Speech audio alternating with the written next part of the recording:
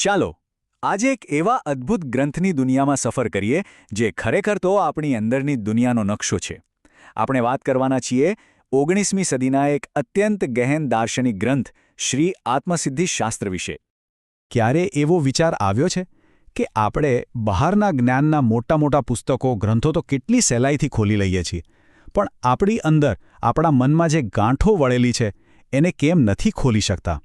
બસ આ જ એક સવાલ, આ જ એક જ જિજ્ઞાસા આપણને સીધા આત્મસિદ્ધિશાસ્ત્રના હૃદય સુધી લઈ જશે.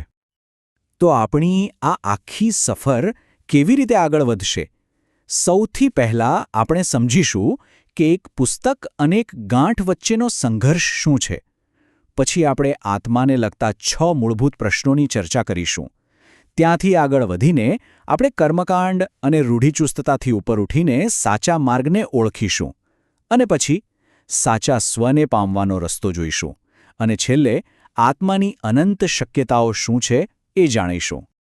તો ચાલો શરૂ કરીએ આપણા પહેલા પડાવથી. એક પુસ્તક વિરુદ્ધ એક ગાંઠ. આ કંઈ ખાલી શબ્દો નથી, આ તો આપણા સૌના જીવનના અનુભવનો મૂળભૂત સંઘર્ષ છે. આત્મસિદ્ધિ શાસ્ત્ર આપણને એક અરીસો બતાવે છે. એ કહે છે કે મોટાભાગના લોકોનું જીવન બહારની દુનિયાના શોરબકોરમાં જ ખોવાયેલું છે. સત્તા મેળવવી, સંપત્તિ ભેગી કરવી, સૌંદર્ય પાછળ ભાગવું, આ બધું એક મૃગજળ જેવું છે. અને આ દોડધામમાં જે અંદરનો અવાજ છે, જે સાચો છે, એનાથી આપણે કેટલાય દૂર નીકળી જઈએ છીએ. અને આ વાતને સમજવા માટે આ ગ્રંથ એક બહુ જ સુંદર રૂપક આપે છે. ગ્રંથ અને ગ્રંથિ વચ્ચેનો ભેદ. જુઓ, ગ્રંથ એટલે કે શાસ્ત્ર એ બહારનું જ્ઞાન છે. એને તો આપણે હાથ વડે ભૌતિક રીતે ખોલી શકીએ છીએ. પણ ગ્રંથિ એટલે આપણા મનની અંદર પડેલી ગાંઠો, આપણી આસક્તિ, આપણો દ્વેષ, આ એવા આંતરિક અવરોધો છે જેને ખોલવા માટે કોઈ ભૌતિક ચાવી કામ નથી આવતી. એને તો આધ્યાત્મિક સાધનાથી જ છોડવી પડે. અને આ આખા વિચારનો સારાંશ બસ આ એક જ વાક્યમાં આવી જાય છે. માણસ ગ્રંથ ખોલી શકે છે, પરંતુ ગ્રંથિ ખોલી શકતો નથી. આ જ એ મૂળભૂત પડકાર છે જેનો ઉકેલ આપણને આત્મસિદ્ધિશાસ્ત્રમાં મળે છે. તો સવાલ એ છે કે આ ગ્રંથિઓને, આ ગાંઠોને ખોલવી કેવી રીતે? બસ અહીંથી આપણી યાત્રાનો બીજો પડાવ શરૂ થાય છે. આત્મા માટેના 6 પ્રશ્નો. આ આત્મસિદ્ધિશાસ્ત્રની સૌથી અનોખી વાત છે. આપણે ભગવદ્ ગીતા કે બૌદ્ધ સૂત્રો જેવા ગ્રંથોમાં શું જોઈએ છીએ કે એક વ્યક્તિ સવાલ પૂછે છે અને બીજો જવાબ આપે છે. પણ અહીં વાત જ અલગ છે.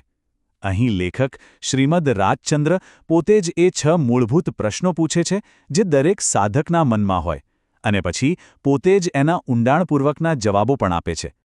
અને આ કોઈ સામાન્ય પ્રશ્નો નથી.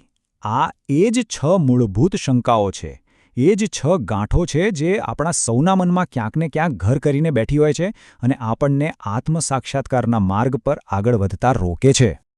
એટલે આ પ્રશ્નો અને જવાબોની આખી રચના એટલી સુંદર છે કે તે એકદમ સ્પષ્ટ અને તર્કબદ્ધ રસ્તો બતાવે છે. એને એવી રીતે ડિઝાઇન કરવામાં આવી છે કે તે આપણા અજ્ઞાનની એક એક ગાંઠને ખોલી નાખે. જાણે કે આપણી અંદરની ઊંડી શંકાઓ સાથે સીધો સંવાદ થઈ રહ્યો હોય. તો આ માર્ગ આપણને લઈ ક્યાં જાય છે? એ આપણને ત્રીજા પડાવ પર લઈ જાય છે. કર્મકાંડ અને રૂઢિવાદથી પર સત્યના એક સાર્વત્રિક માર્ગ તરફ. આ માર્ગના કેન્દ્રમાં એક શબ્દ છે, વિતરાગ. ચાલો આને સમજીએ. વિતરાગ એટલે એવી માનસિક અવસ્થા જ્યાં કોઈ વસ્તુ પ્રત્યે અત્યંત આસક્તિ એટલે કે રાગ નથી અને કોઈના પ્રત્યે અણગમો એટલે કે દ્વેષ પણ નથી. બસ આ બંનેથી સંપૂર્ણપણે મુક્ત. આ જ એ આદર્શ સ્થિતિ છે જે આ ગ્રંથનું લક્ષ્ય છે. અને આત્મસિદ્ધિશાસ્ત્ર આપણને સામાન્ય ધાર્મિક ભૂલો અને ભ્રમણાઓથી બચાવે છે. એ આપણને ચેતવે છે પોખળ અર્થહીન કર્મકાંડોથી, ફક્ત વાતોવાળા સૂકા જ્ઞાનથી, ખોટા ગુરુઓની જાળથી અને કોઈપણ સંપ્રદાયના આંધળા અનુસરણથી. અને આ જ વાત એક શક્તિશાળી પંક્તિમાં કેટલી સુંદર રીતે કહેવાય છે.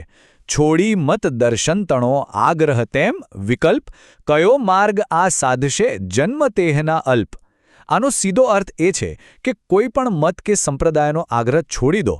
જે કોઈ પણ આ સાર્વત્રિક માર્ગ પર ચાલશે તેના જન્મ મરણના ફેરા ઓછા થઈ જશે. બરાબર. તો હવે આપણે અવરોધો સમજી લીધા અને માર્ગની દિશા પણ જાણી લીધી.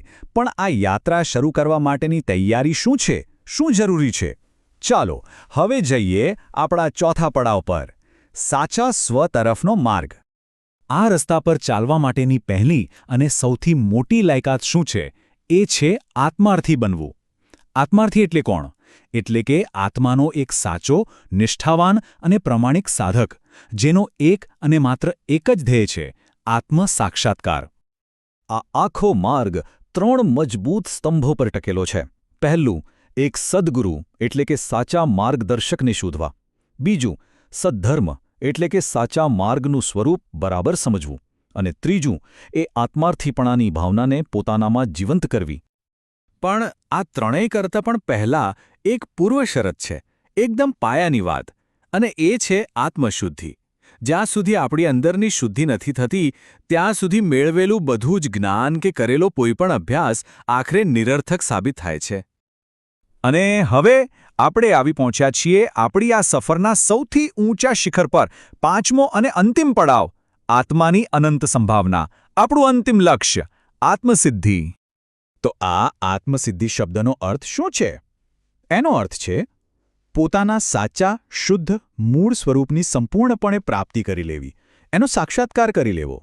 આ જ આધ્યાત્મિક યાત્રાનું અંતિમ ગંતવ્ય છે. આ ગ્રંથ આ અવસ્થાને સમજાવવા માટે માખણનું ઉદાહરણ વાપરે છે. કેટલું સુંદર છે નહીં?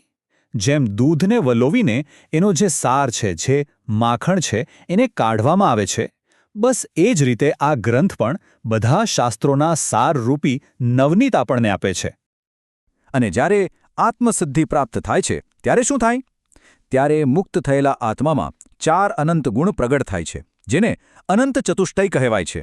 એ છે અનંત જ્ઞાન, અનંત દર્શન, અનંત સુખ અને અનંત વીર્ય.